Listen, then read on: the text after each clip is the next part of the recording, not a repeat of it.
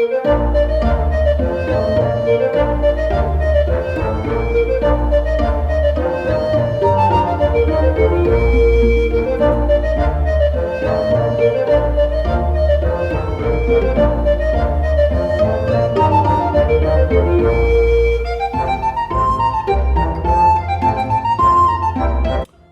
all you wonderful people out there in the dark.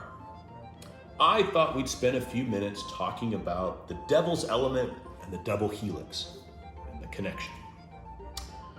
Stick with me. I think you'll find it very interesting and worth it. So, this cat named Hennig Brand in 1669. Now, Hennig Brand, he was born in 1630 and he died about 1710. He had a couple of wives, and both of them were quite wealthy, so he never really had to work. So he was an alchemist. And basically, what he did is he spent most of his time chasing the ever-elusive Philosopher's Stone. Now, if you don't know what the Philosopher's Stone is, it's essentially a mythical chemical or series of chemicals that, if you found it, would allow you to turn mercury or lead into gold.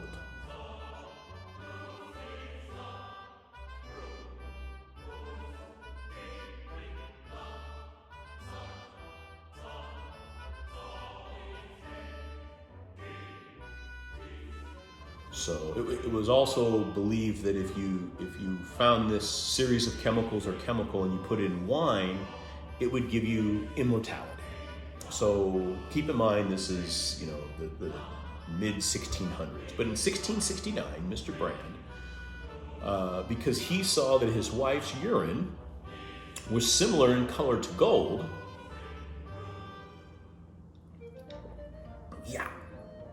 he decided to boil it. And then he heated that residue from the boil in a retort. What's that, Sancho? No, not allow me to retort.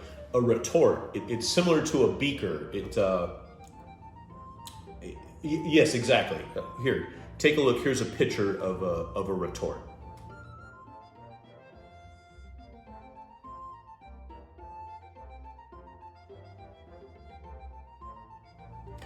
Anyway.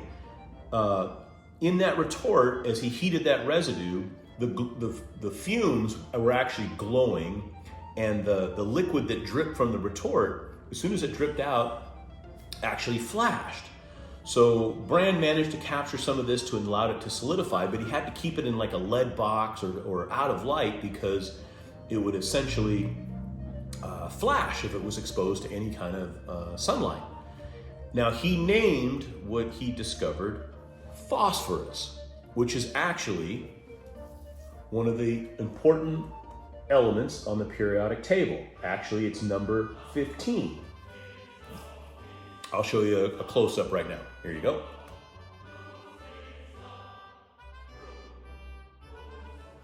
So phosphorus, which has a green sort of glow, he eventually sells off whatever his recipe was for boiling pea, henceforth known as the pea boiler. But it got the term the devil's element came about, one, because it glowed, which you got to remember in 1650 the only way they saw anything was either by sunlight or by fire, and this just glowed on its own.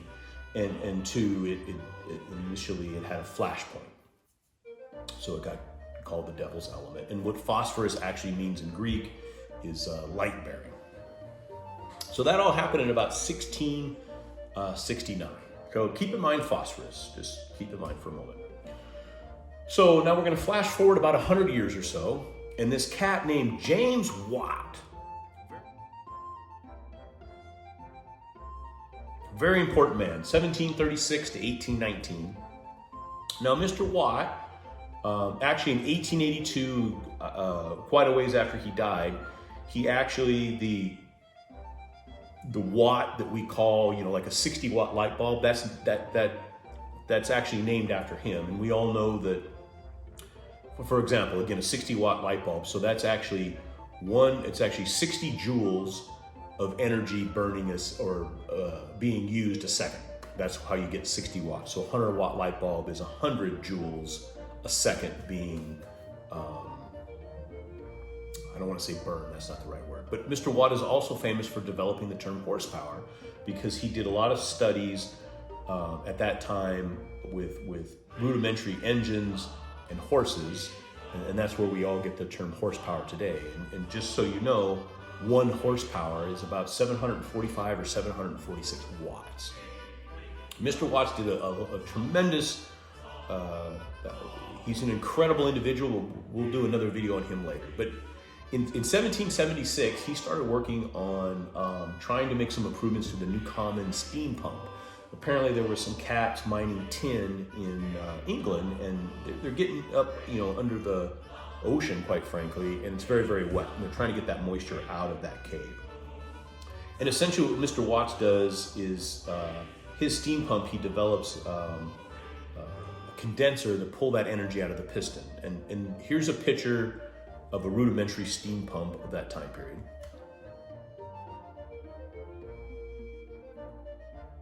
Now, I don't want to go down the rat hole of steam pumps, but this of course changes the world. And his partners, Mr. Watt's partners, actually take that steam pump and develop it into a steam engine, which sort of becomes the dawn or the birth of the Industrial Revolution. But we'll get back to that a little bit later. In 1778, Watt's bored with the steam pump. He's very, very tired of having to write multiple copies of his inventions and patents, and he doesn't want to hire people because he's worried people might, steal his ideas. So he's got to write copy after copy after copy. So being the genius that he is, he decides what he's going to do is he makes some mix of ink and some sort of paste, and he writes it out once and it's sort of wet, and he's able to take sort of a wet piece of paper and again and again and again make copies before that ink paste dries. Basically the first copy machine. And this is again 1778. So let's try this one. Yeah, it's fairly successful. Now in 1823, this cat named Cyrus Dakin, he takes the residue from a paraffin oil lamp, which is what they use to walk around and light their homes, etc., etc. Because paraffin is a clean burning oil or fuel that's not toxic.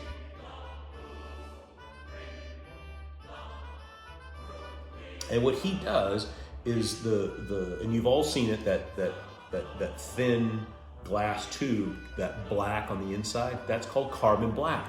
Well, he takes carbon black, and what he discovers is if you cool paraffin oil, it becomes paraffin wax. And what he basically invents in 1823, give or take, is carbon paper. Now, this doesn't take off immediately, really, until 1867 with the invention of what? You got it, Sancho, the typewriter. But that's a whole nother story. But what's important is that concept of paraffin wax. Because even though the Chinese invented the matchstick, we were basically still, digging in the dirt, and the Chinese had basically figured out matches on some level with sulfur. It wasn't until about 1851, 2 Swedish brothers named Lundström, what they did is they took paraffin wax and then what was then known as red phosphorus. Because remember the pea boiler, the phosphorus that he had was white, and actually we had been making matches using white phosphorus for quite a long time, and it was very, very difficult because again, when they were exposed to light, they just flashed. Very unstable, and again, as I mentioned, it smells terribly, and it actually puts off toxic fumes. And coincidentally, in the mid-1800s, there was actually a disease known as phossy jaw, which just devastated workers, devastated them, because basically phosphorus rots your bones. And well, here's a couple of pictures of some poor bastards that had to work in these match factories at that time.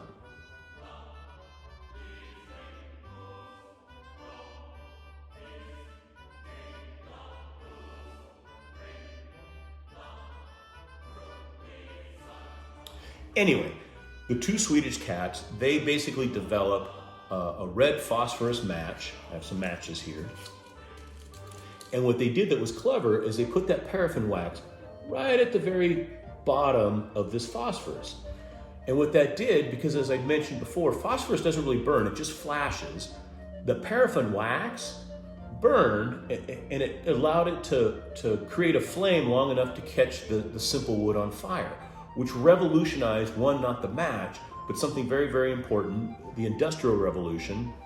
And it was just about this time, the mid to late 1860s, that this German guy named von Liebig was burning plants to try to figure out what plants pull out of soil. And in the ashes of those plants, he discovered that the plants are actually pulling out phosphorus, nitrogen, and some other things.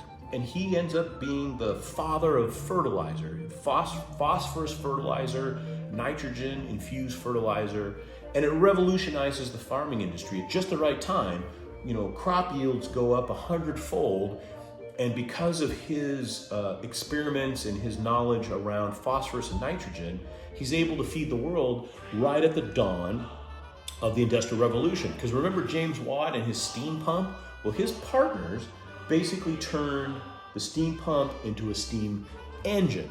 And this steam engine went into trains, which allowed people to now leave their small towns and travel hundreds of miles, which only spread the gene pool out. But it created a need all over the world for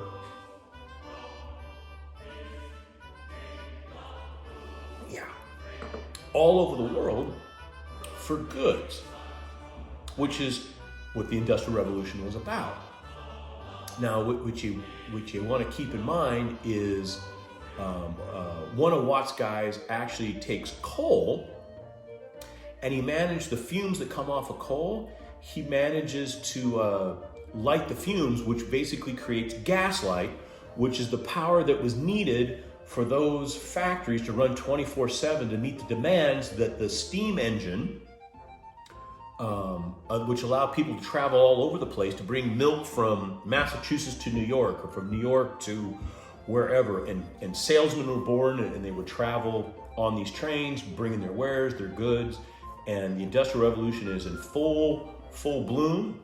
And without von Liebig's fertilizer, we wouldn't have been able to feed the people that were working in factories and the people that were now living miles and miles and miles from homes. So the Watts partners with that, taking the steam pump to the steam engine, and then his colleagues taking the coal and creating gaslight, all super important. Now we get to right around 1900 or so, give or take. Edison is working on improvements to the telephone, and one of Watt's guys mentions to Edison, "Hey, coal black. Remember coal black? Which is basically, this is a piece of carbon. It's just keep that in mind. There's a piece of pure carbon. Carbon black comes from that." Mentions that carbon black reacts to pressure. They were struggling with the phone because, without getting too deep into how a phone works, there's a membrane and there's an electromagnetic, the magnetic causes it to vibrate, so when you talk, it goes down the wire, but by the time it gets to the end, you can barely hear what was spoken. Well, charcoal black, by putting that in there, and because it reacts to pressure, means you don't have to yell on the phone. No matter how loud you're talking, the person at the other end is allowed to, or not allowed, is able to hear. Very, very important, because this is the dawn of skyscrapers. So without the telephone, as we know it today, you wouldn't be able to talk to a guy 70 stories high. So the Empire State Building is able to be erected, all because of carbon black, which goes back to Cyrus Dakin, which goes back to James Watt, which goes back to the pea boiler. Now, now imagine it's the late 1800s, and again, we're in the dawn and we're in the middle of the Industrial Revolution, and we need harder steel. So this Cat Mushet basically adds tungsten to alloy steel. And what they basically creating tungsten carbide, very, very hard steel. Very, very hard. So hard, you need diamonds to sharpen it. Which is very, very important because it's about this time that digging for Texas tea, crude oil, is at its peak. The 1850s, well into 1930s. Everybody with a drill is drilling for oil. It's the reason Howard Hughes became a zillionaire. His parents, or his father, used to sharpen drill bits. But anyway, that's a different story. But diamonds were even expensive back then.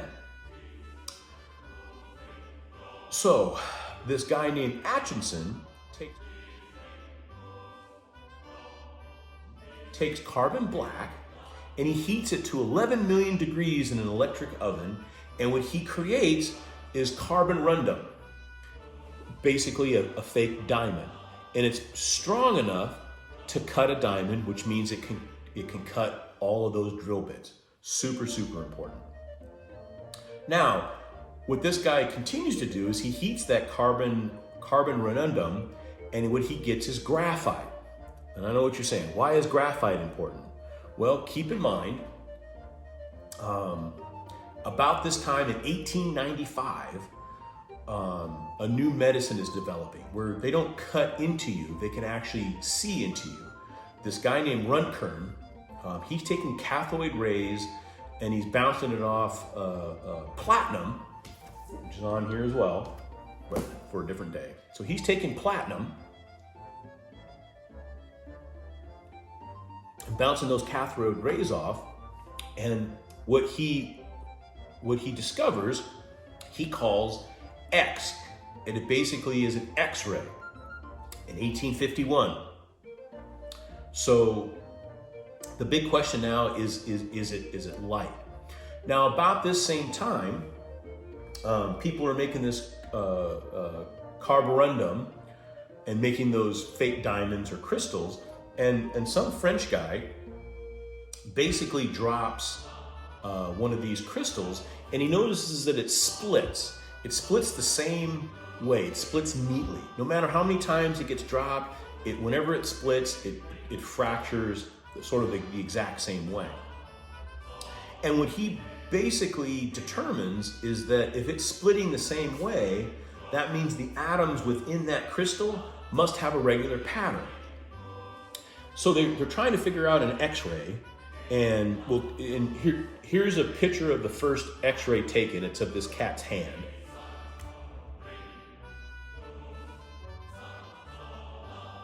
So, but what they're trying to determine is an X-ray actually light? And what these guys do is, if an X-ray worked like light, there's patterns of light and dark sort of form, right? As we sort of capture life. And what they figured out was when they shot an X-ray through graphite, those split crystals, it created a diffraction pattern. And what's important about that is they found one of those split crystals small enough when they shot that light through, the pattern emerged. And because those patterns are neat, and those atoms, they were regular pattern, they were fixed, they didn't change, we are able to start to document different patterns, tell you what it is. And why that's important is because through that X-ray, we discovered the double helix, which is the molecule of life, right? DNA. And that allows us to change the shape of life. So in the period of about 4 or 5 grandpas, from 1669 to 15 years ago or 20 years ago, we go from a guy boiling pea to folks that are able to take a double helix, and we can directly change the lives of people that are alive today, and as well as people that are about to be born in a positive way. In 5 grandpa lifetimes, or 4.5 grandpa lifetimes, from the pea boiler all the way up to Mr. Atchison and his team, and Röntgen, who developed the X-ray. So imagine that. You've got Brand, the pea boiler, you've got Mr. Watt with his steam engine and his copy machines that led to Cyrus Dakin developing paraffin for matches that allow us to light the world, feed the world. That German von Liebig with fertilizer, which obviously, if you're thinking this through, Timothy McVeigh, there's where his fertilizer, the phosphorus in that fertilizer was the flashpoint to allow him to blow up that Oklahoma building so many years ago. But that just fascinates me. In the span of 5 generations, we go from boiling pea to changing the shape of life on a molecular level. And really, if you think about it, the Apollo missions of the 60s, that really is the last, that's the last megatech program that we used that once we were done with it, we threw it away. Today, through aerospace development and all the steels and stuff, as you know, we're very much into recycling and reusing and understanding. But just imagine what the next 5 grandpas are going to be able to accomplish. Anyway, well, let's drink the green stuff. Yeah. Okay. So for the record, not pea, this is ginger wine. That's absinthe. And this is Campari. So I hope you enjoyed this. I know I talked too fast, but please, if you're interested, look up Mr. Watt, look up Mr. Dakin, look up Mr. Brand, von Liebig, the fertilizer guy, Röntgen and the X-ray. It is fascinating. It'll take you down so many different rat holes, which it does for me.